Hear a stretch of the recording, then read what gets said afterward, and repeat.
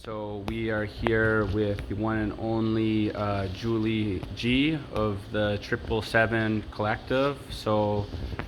This is an anarchist arts space, community center of sorts in Vieux.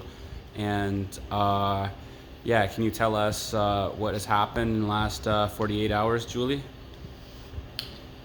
So what's happened in the last 48 hours is we had the cops turn up here because they were called because somebody had saw a social media post on my Instagram that there was a party happening here, which was a lie. There was no party happening here. When in fact, actually, Adam and I had launched like a spiritual night, so we were having a church service here. And when the cops came in, and they were super nosy, like, "Whoa, there's a party here, and I kept letting them know, like, no, there's no party here, and we're a church. And so legally, we are allowed to have up to 25 people gathered here in a place of worship. And they said, "Oh, I see a DJ." And I was like, "You don't see a DJ.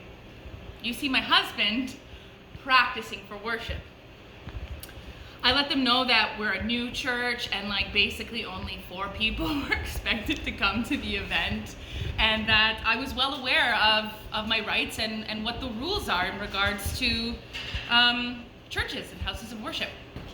Yeah, and just so the viewers know, spirituality is at the core of 777, and this is not just something that they're putting on, to in order to be eligible for gatherings of more than 5 people. They've had prayer services here many times before, and essentially, they. How would you describe your spirituality? How do you describe what 777 is in the relationship to Christianity? Well, I mean, it's a long story, to be totally honest. It may be better suited for another interview. All right. But like the long story short is like we have actually separated ourselves from Christianity, but at the same time, we believe in Yeshua, Messiah, as being Creator's Son, and we basically, dive into the spiritual aspect of the life he lived and the spirit that he left with us here on earth after his death and resurrection. And so we're definitely, I would say, free-flowing, radical, artistic, creative, spiritual type people. And that's something that we have always been sharing with people. Like you mentioned, we've done prayer services, we've done Holy Spirit soaking sessions, we've done all sorts of weird spiritual things here in the name of creativity and creator, because if we're created in the image of the Almighty Creator, we might as well, really explore that. So that's what we were doing. And so that's why I think the cop was so confused when I was telling him, no, like this is a church service. My husband is in there like with a synthesizer and a drum machine and a trumpet, because like we use our gifts and talents to, explore and to worship and to give praise to the Creator. So whatever, he didn't get it. So basically, you're both coming from a Christian background and are both big-time lovers of electronic music. Came up in that underground scene in Toronto, and then over time decided to integrate your spirituality with electronic music. Yeah. And have a type of spiritual community that comes together and dances to electronic music and that sort of thing. Yeah, and that's what the Church of Freedom was. So that's what the Church of Freedom was, and a strong emphasis on building strong, unified community, like people who actually love each other and will have each other's backs through the hard times and the good. You know what I mean? And so that's relationship stuff. That's all at the core of it as well. So celebration is one, but like the tough stuff and the growing is the other. Okay, so there was a post that went out on social media called Church of Freedom. Then somebody reported this post not to Instagram or whatever, but actually to the police. Yeah. Called the police. Called the police. So the police showed up here. They're inquiring. I end up like convincing them that obviously I'm not having a party here. They can't. So there were how many people here at this time? Three. So there was was three myself, people. my husband Adam, and then our friend George. Whatever, no big deal. Yeah, and I've been to these. I was there the earlier week for the Church of Freedom. I think there were 3 or 4 people there. Yeah. Yeah. It's a slow going build, you know what I mean? Yeah. Anyways, so basically they're like, okay, whatever, we're camping out front to make sure nobody comes. I was like, okay. So in the meantime, while they're camping out front to make sure nobody comes, they place a phone call to our landlord. And they let the landlord know that they have had several phone calls from not only this social media post, but several phone calls from the community saying, you know, we see people coming and going from there, like, you know, I mean, we're worried, I guess, about COVID. And so basically, they notified the landlord that the COVID measures here were being broken, and the police have special powers during COVID right now that they can force eviction, like they can supersede what the landlord-tenant agreement is and shut places down.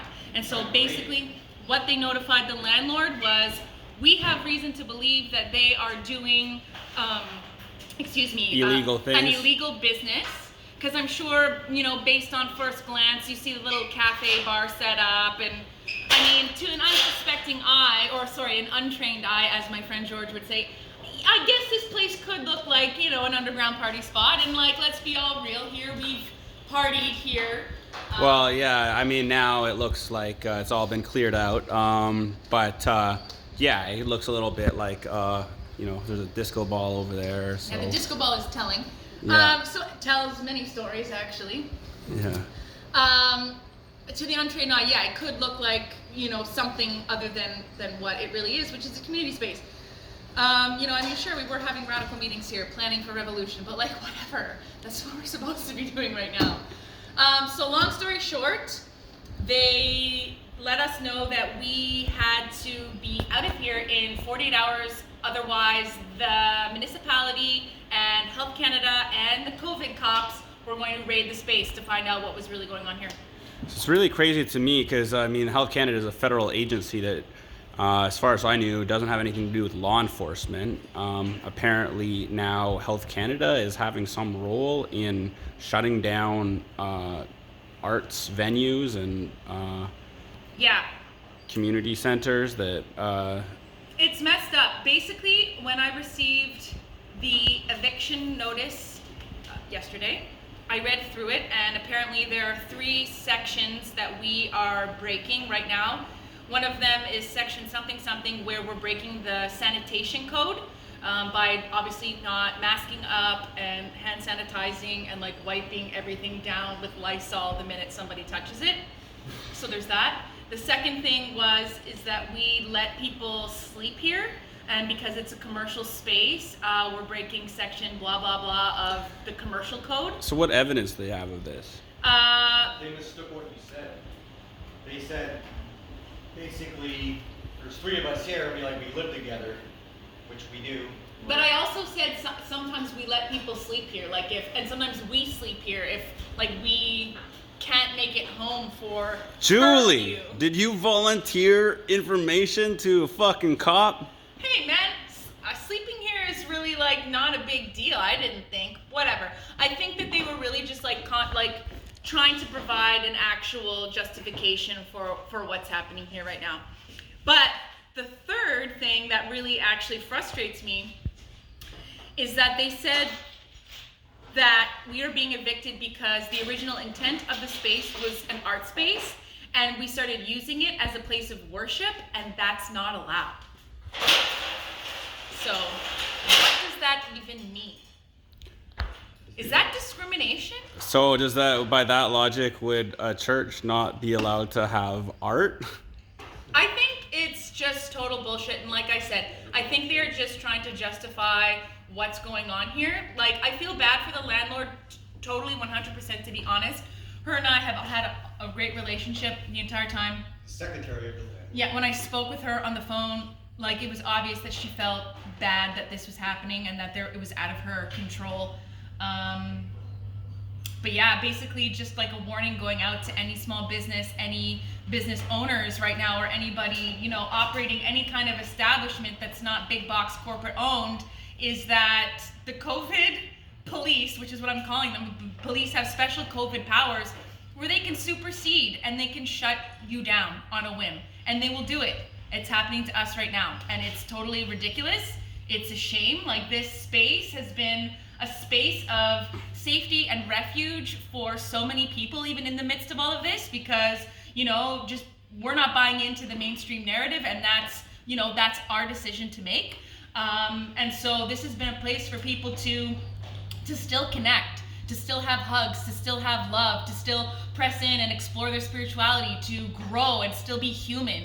You know what I mean? That this is a vital space that's been, you know, here. And I think, even though it's the end of it, I think it's cool that we lasted 1 year and a bit in the midst of all of this, you know, bizarre COVID stuff. I guess inevitably all good things must come to an end, and this physical space is coming to an end, but 777 is never ending. So, I mean, to the people who are hating and called the cops and made this happen, man, one door closes and another opens. So thank you for providing us with a key to open a new magical door of glory and wonder.